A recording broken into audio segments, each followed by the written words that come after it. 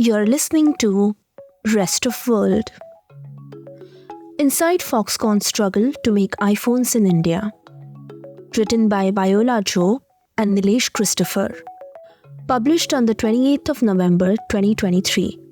Narrated by Mithila, Phadke.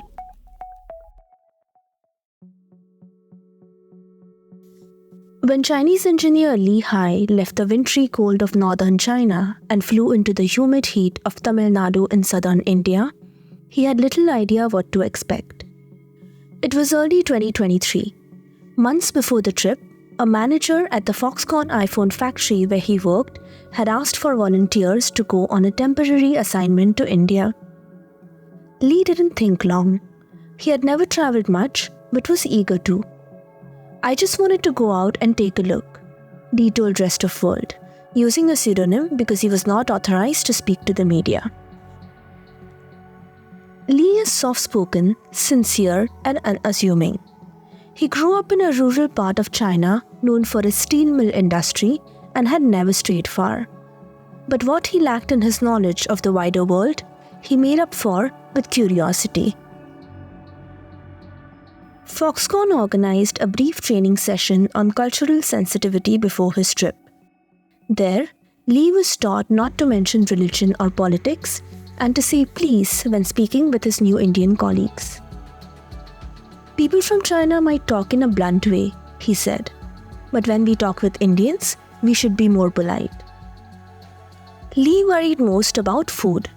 On the eve of his departure, he packed his suitcase with diarrhea medication, packets of soup base to make his own Chinese hot pot, and, because he had heard people in India ate with their hands, chopsticks. Nervous but excited, Li carried his first passport on his first flight for his first trip abroad. The flight was a series of surprises. Turbulence, the diverse crowds in the Singapore airport where he had a layover, the cabin crew who addressed him in English. His final destination was Sunguvarachathram, an industrial center on the outskirts of the state capital, Chennai. The town sits at the heart of a global shift in electronics manufacturing currently underway. Like many of its competitors, Apple has relied on China for assembling its products for years.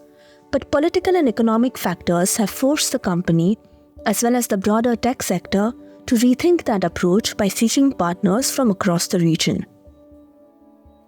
Foxconn, also known as Honhai Precision Industry, has been investing heavily in its iPhone factory in Sunguvarachathram. But with the factory's higher material costs and a greater percentage of defective phones, the company has struggled to replicate the cutthroat efficiency it is known for, according to people familiar with the matter. As a result, the iPhones produced by Foxconn in Sunguvarachathram have always been less profitable than those made in China, two people close to the company told Rest of World. Foxconn did not respond to requests for comment. Early this year, in an effort to improve production and ready the plant to manufacture Apple's upcoming flagship iPhone 15, Foxconn dispatched more Chinese workers to Sunguvarachathram. Engineers like Li would get the India plant up to China speed. Manufacturing an entire iPhone 15 within India, that is going to be projected as a big moment not just for Apple, but also for India. Using language apps, half-remembered classroom English, and gestures, Li and hundreds of his Chinese colleagues were tasked with translating the Foxconn formula for an Indian workforce largely unfamiliar with the intensity and intricacies of 21st century electronics manufacturing. It would be a serious challenge. In late August, Rest of World visited Sunguvarachathram, where Foxconn and other Apple suppliers were working at full throttle ahead of the iPhone 15 launch. We spoke with more than 24 assembly line workers, technicians, engineers, and managers, all of whom requested anonymity or pseudonyms to avoid being identified by their employers. They detailed the successes, struggles, and cultural clashes that, over the past year or so, have played out on one of the world's most consequential factory floors.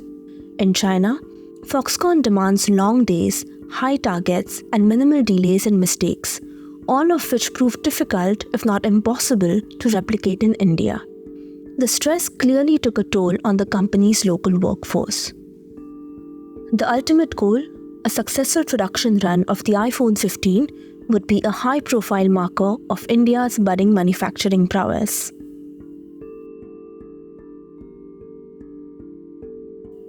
The government's message is that India has arrived on the scene and is moving towards becoming a manufacturing powerhouse. Anand Krishnan, a fellow with the Center of Excellence for Himalayan Studies at Shiv Nadar University, who studies manufacturing labor in China and India, told Rest of World, manufacturing an entire iPhone 15 within India, that is going to be projected as a big moment not just for Apple, but also for India.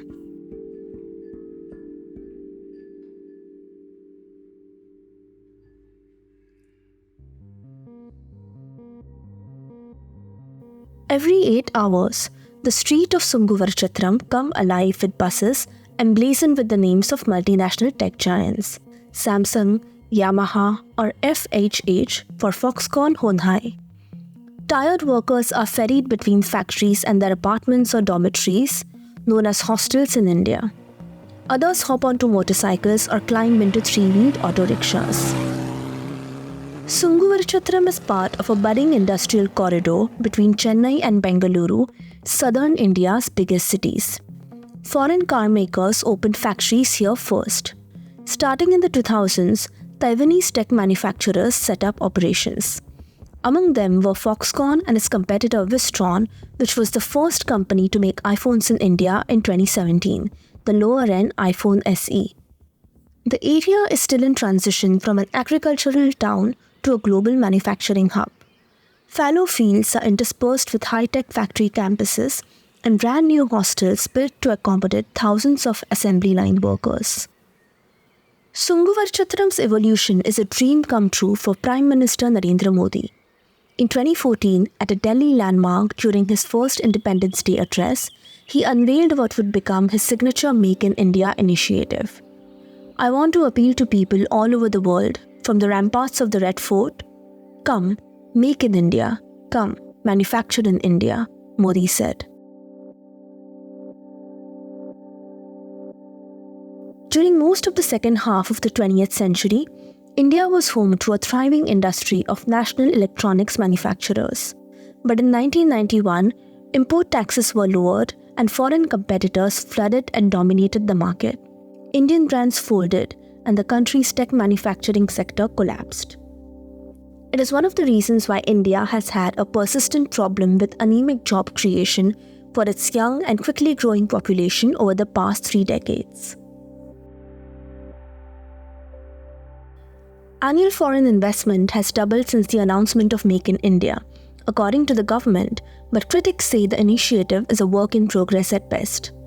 The manufacturing sector slightly outpaced India's economy overall between 2003 and 2018, but, despite Make in India, has since fallen behind. Its output grew by just 1.3% over the past year. Tech manufacturing, however, has once again become a bright spot. Companies like Foxconn, Samsung, and the Chinese-owned Salcomp have all announced new or expanded facilities since last year. A primary driver of investment in India is the continuing US-China trade war. Chinese workers are also no longer the cheapest option for some manufacturing.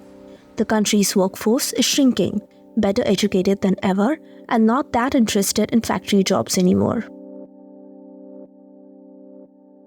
Late last year, a series of crises at the world's biggest iPhone factory, a Foxconn facility in Zhou, central China, underscored Apple's need to diversify its manufacturing partners. According to one estimate, the factory's delays cost Apple $1 billion a week. Apple has since sped up plans to expand in India. Foxconn is in the middle of doubling its workforce in the country. Company chairman Yang Liu has met with Modi 3 times over the past 18 months to discuss expansion plans. Many other companies in the iPhone supply chain are also scouting locations for factories. Jules Shi, director of the Chennai branch of Taipei World Trade Center, a Taiwanese government-funded trade promotion group, told Rest of World. Some of China's manufacturing strengths will be hard for India to match. China's one-party system goes to great lengths on Foxconn's behalf, investing billions of dollars to help set up factories, subsidize energy and shipping, and recruit and bus in workers during labor shortages. Independent unions are banned in China. In India, Apple suppliers have to contend with local policymakers, landowners, and labor groups. The country lacks China's vast network of material and equipment makers who compete for Apple orders by cutting their own margins. Apple has been spoiled in China.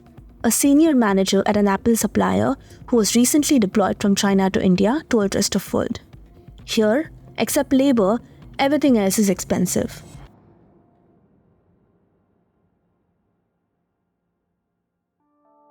Foxconn began manufacturing iPhones at Zhou in 2019, starting with the iPhone XR. At that point, the model was more than a year old. When Lee arrived at Foxconn Zhou in early 2023, the factory was making iPhone 14s, for which production in India had begun 2 months after its launch. This year, the goal was to have a shipment of made-in-India iPhone 15s ready to go as soon as the model was announced. The iPhone plant is part of a sprawling 60-hectare campus where Foxconn also makes phones for other brands.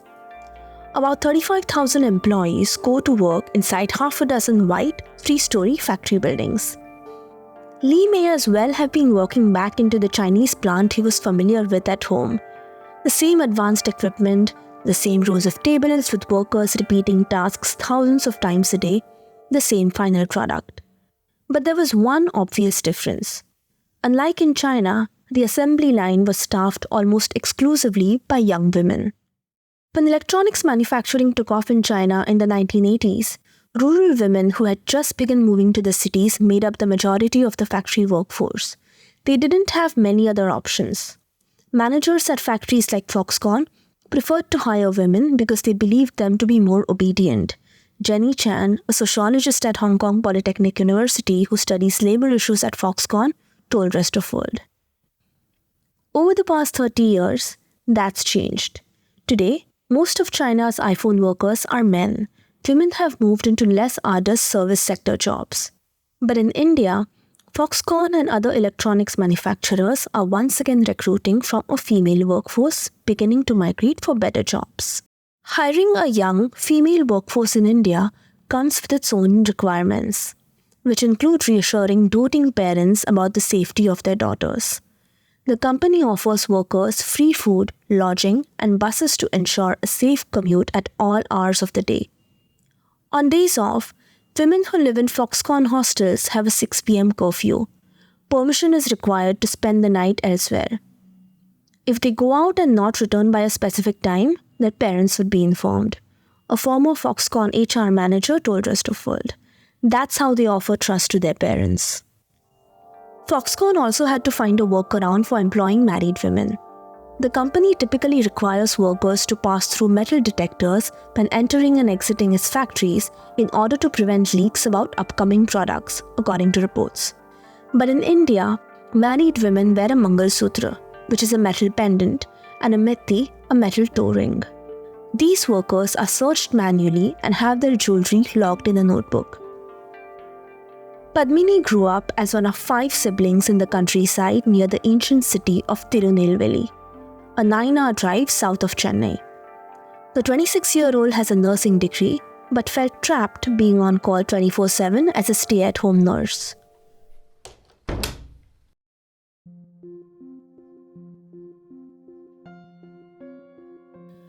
Padmini got an assembly line job at Foxconn in 2021. Initially, she felt overwhelmed. The protective clothing, the machinery, the ominous "please cooperate with us" slogan on the wall. Having lived her whole life in inescapable tropical heat, she struggled to adjust to what felt to her like freezing cold air conditioning. "I didn't even know what a tweezer was," she told Rest of World. "I didn't know the name, I didn't know how to hold it." Padmini now shares a modest 1-bedroom apartment in Sunguvarchatram with 8 other women. 5 sleep in the hall and 4 in the bedroom. They each pay 1,250 rupees, or $15 in rent.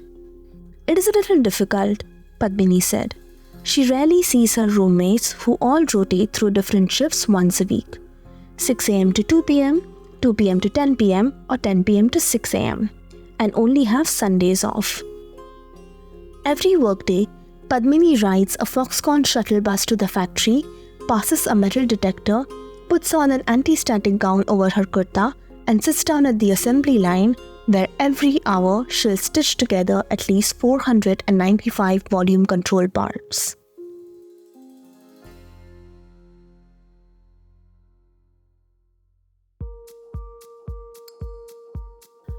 When they first got to India, Lee and his peers struggled to communicate with their new co-workers. They had learned English in high school and university, but had barely used it since. Locals had trouble understanding how they pronounced even simple phrases, like thank you. Lee studied vocabulary books during his commutes and meal breaks. He also carried a notebook and a pen so that whenever Indian co-workers used words he didn't recognize, he could ask them to write down what they said. Language barriers became most apparent when dealing with equipment which is often sourced from China. All machines have Mandarin. Standard operating procedures, work instructions, commands, everything comes only in Chinese. Even the software is like that, an Indian senior manager said. Even the emergency button will be written in Mandarin. Chinese engineers told Rest of World they train Indian colleagues on operating and repairing machines with the help of translation apps, or with more primitive methods. Body language is universal, one Chinese engineer said. A Chennai-based translator who speaks fluent Mandarin and has worked for many Chinese and Taiwanese companies operating in the area, including Foxconn, told Rest of World they often find themselves in the middle of tense situations and frayed patience. They recounted how a Chinese Foxconn worker became frustrated with a junior Indian technician who repeatedly failed to solve a technical glitch. The Chinese worker fixed it himself and walked away. "He did not teach me," the translator recalled the Indian worker saying timidly. "How many times should I teach?" the Chinese worker replied. Indian workers initially couldn't grasp why their Chinese colleagues would get so upset by things like a 30-minute machine breakdown, the translator said. Over time, though, the Indian middle managers have gradually become more sensitive to delays. Once, when a malfunctioning piece of equipment halted part of Foxconn's iPhone assembly line, the resulting panic left a deep impression on the translator. As a technician rushed to fix the issue, an Indian manager hulking over him kept demanding in Tamil, "Is it over? Is it over?" The technician's hands trembled under the pressure, the translator recalled. This year, for the first time ever, Apple wanted to build its new iPhone model in China and India concurrently. Trial production, a particularly challenging part of the iPhone manufacturing cycle, began around April. Foxconn flew in yet more Chinese employees to introduce new machinery to Sungur Chatram workers and deal with any hiccups. The same month, the Tamil Nadu government sent a strong signal welcoming Foxconn and other manufacturers. Authorities approved new regulations that would increase workdays from 8 to 12 hours. This meant that Foxconn and other electronics factories would be able to reduce the number of shifts needed to keep their production line running from 3 to 2, just like in China. Shift lengths have been a point of contention this year in India, pitting big international manufacturing firms against local workers and interest groups. In February, following lobbying from Apple, Foxconn and other companies, the Indian state Karnataka loosened its labor laws to allow for 12-hour work shifts, according to the Financial Times. Foxconn plans to build 2 new factories in the state.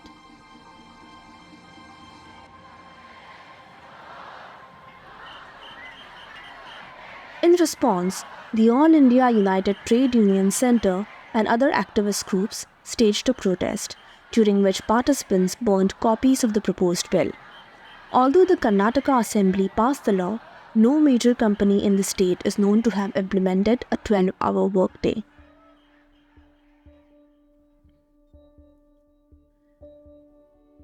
Tamil Nadu's subsequent policy change also received strong pushback from opposition parties and workers' rights groups. Political parties aligned with the government called the bill anti-labor and, during the vote, walked out of the Legislative Assembly. After the bill passed, trade unions in the state announced a series of actions including a demonstration on motorbikes, civil disobedience campaigns, and protests in front of the ruling party's local headquarters. The government shelved its new rule within 4 days. Indian Foxconn workers told Rest of World that 8 hours under intense pressure is already hard to bear. "I'll die if it's 12 hours of work," said Padmini, the assembly line worker. "I have to be alive to do work." For the expatriate workers, the slower pace of the factory floors in India is its own shock to the system. A Taiwanese manager at a different iPhone supplier in the Chennai area told Rest of World that India's 8-hour shifts and industry-standard tea breaks were a drag on production. "You've barely settled in on your seat and the next break comes," the manager lamented. In China, Foxconn relies on lax enforcement of the country's labor law, which limits workdays to 8 hours and caps overtime, as well as lucrative bonuses to get employees to work 11 hours a day during production peaks. 2 foreign employees at the Sunguvarchatram plant told Rest of World that Foxconn used bonuses and promotional opportunities to encourage engineers and managers in India too. But 5 Chinese and Taiwanese workers said they were surprised to discover that their Indian colleagues refused to work overtime. Some attributed it to a weak sense of responsibility, others to what they perceived as Indian people's low material desire. "They are easily content," an engineer deployed from Zhou said. "They can't handle even a bit more pressure. But if we don't give them pressure, then we won't be able to get everything right and move production here in a short time." 3 current and former Foxconn employees told Rest of World that the foreign managers and technicians hurled the same abusive language they used at home at underperforming Indian workers. "It happened less often after some of them complained to HR," one employee said. "But the foreign staff are still frustrated by local workers' performance. They know how to do it, but they are slow," the employee said. "They even walk slowly." A foreign manager complained that Indian workers requested leave too frequently, to care for sick family members for instance, or for reasons they considered insufficient, such as a blood moon lunar eclipse, deemed particularly inauspicious for women. They and another foreign manager said Indian workers were also frequently late to meetings. At the same time, the expat staff enjoy the Indian work culture of tea breaks, chatting with colleagues and going home on time. They recognize that they are helping the company spread a Chinese work culture that they know can be unhealthy. At Foxconn's factories in China, people strive to exceed their targets, sacrifice leave days, and stay late to impress the bosses.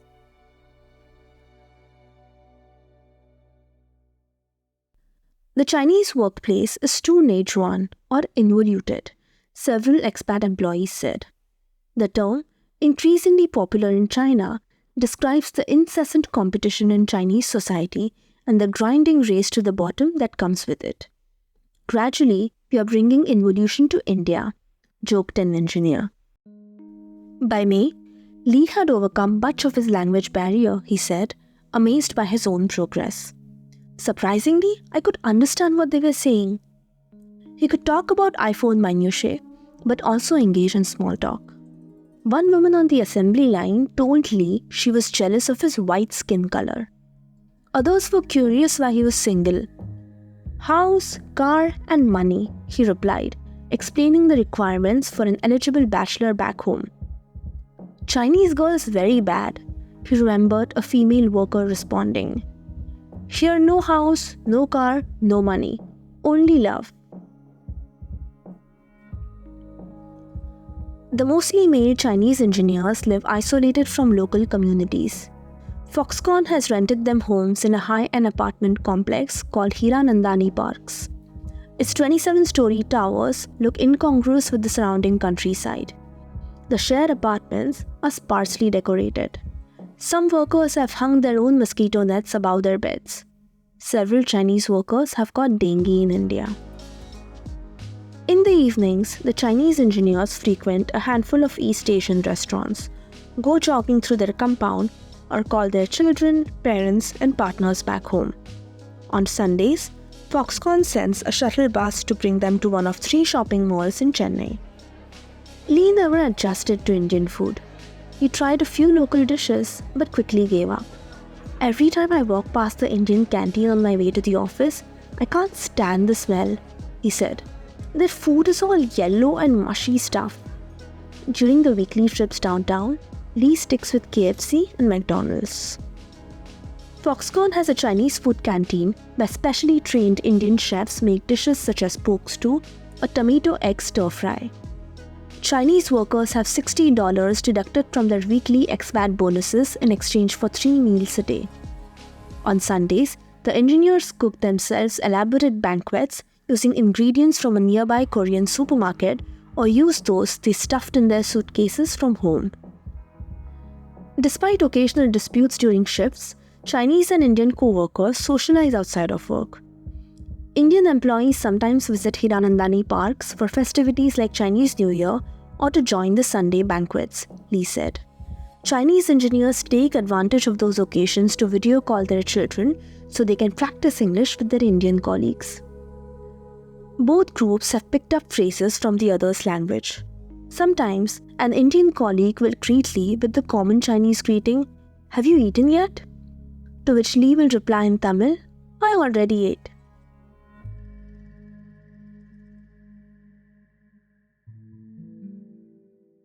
From June onward, the iPhone 15's trial production ramped up ahead of the September launch. A sense of urgency spread throughout the factory. Workers who used to leave as soon as their shift ended now stayed at the office until late at night, in part so they could stay in touch with US-based Apple employees. For Indian workers, it was a rough adjustment. They might feel uncomfortable at first, but they need to gradually get used to it, one foreign employee told Rest of World. The company is slowly establishing the Chinese hardworking mode here. On the assembly line, Foxconn's targets were tough to reach, workers said. Jayashree, 21, joined the iPhone shop floor in 2022 as a recent graduate with a degree in mathematics. With India's high level of unemployment, Foxconn's assembly line has plenty of women with advanced degrees, including MBAs. Jayashree told Rest of World that during her first week, she was scared to use the screw gun to fasten an iPhone's tiny screws and struggled to match the required pace. At the start, during my 8-hour shift, I did about 300 screws. Now I do 750, she said. We have to finish within time, otherwise they'll scold us. With the intense workload, bathroom visits require strategizing. I only go during breaks, said Jayashree. If we go to the bathroom, the work would build up. Another worker, Rajalakshmi, said her target is to inspect 526 motherboards every hour. The soft-spoken 23-year-old tries not to step away from her work in between breaks, knowing an unmet target will invoke the ire of her assembly line leader.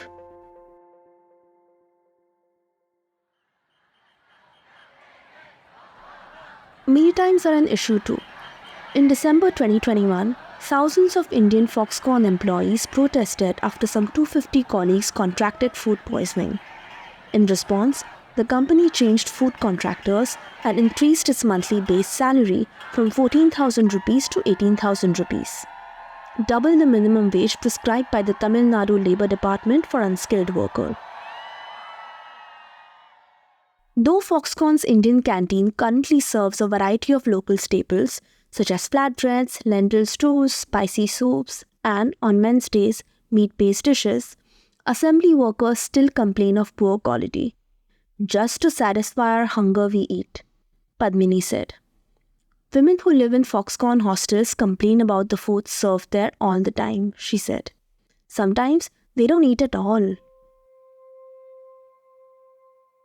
Working conditions take a physical toll.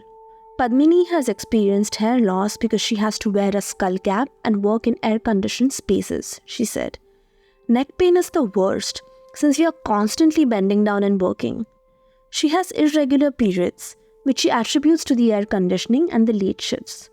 Among girls with me on the production line, some 6 girls have this problem, Padmini said. Workers said they regularly see colleagues become unwell. The day before yesterday, a girl fainted and they took her to the hospital, Padmini told Rest of World in September, adding that 2 more women had fainted that same week.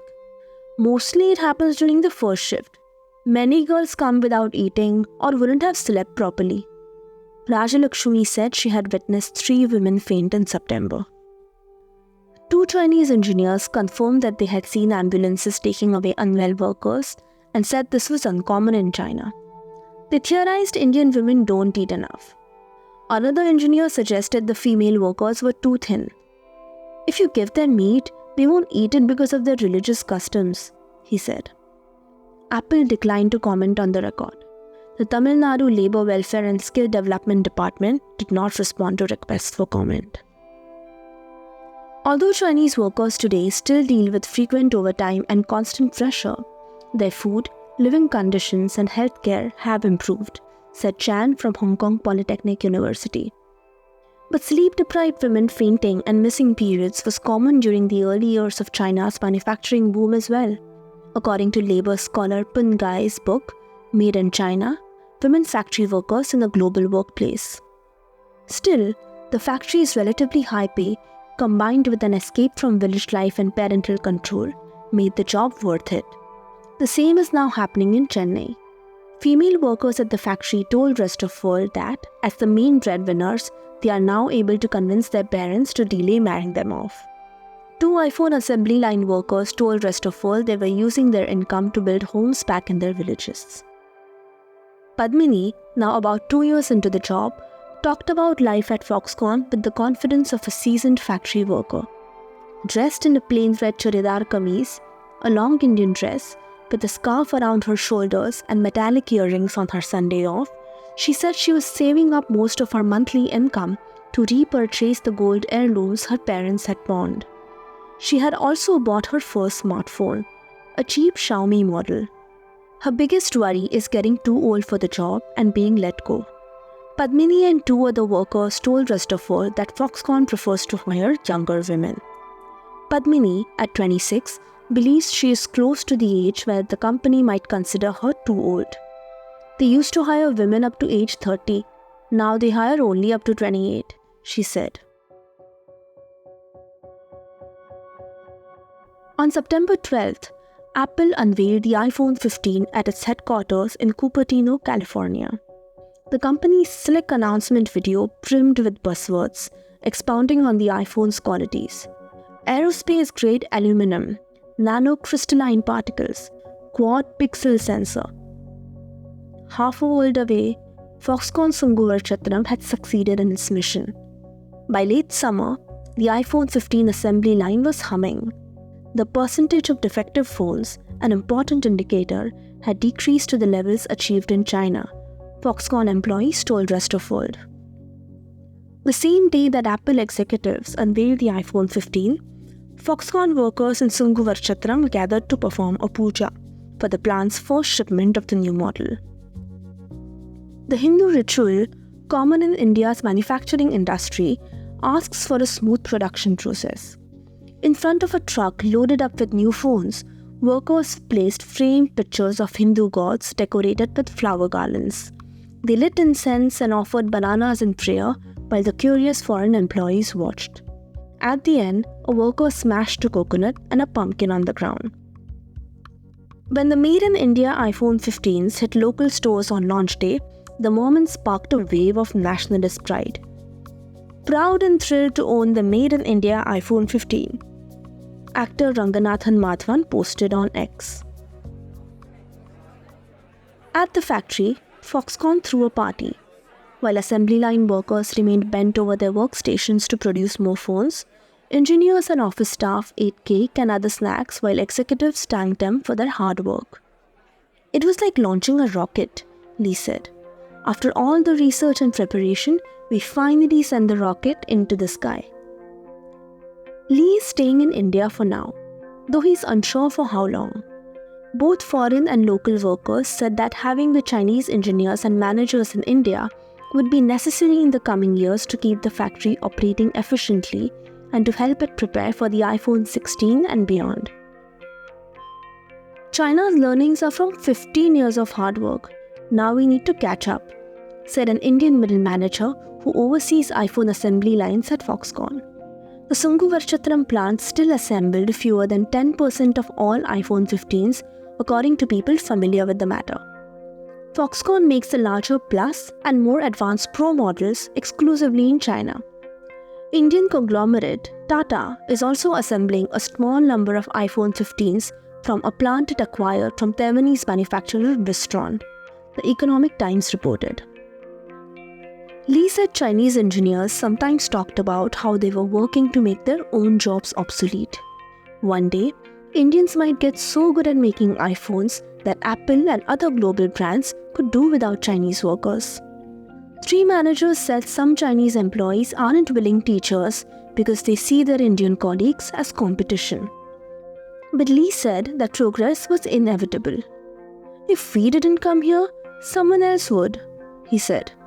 This is the tide of history. No one will be able to stop it. During the first week of October, the national holiday celebrating Mahatma Gandhi's birthday fell on a Monday and created a rare 2-day weekend for Foxconn employees. Lee planned to visit the Taj Mahal. He would spend a good deal of the weekend in buses and airplanes, but figured it would be worth it. He wanted to have seen it before his time in India was up. But a few days before he was due to leave, Lee had to cancel. Management had announced that the factory needed to stay open to meet targets. Sunday would be a work day.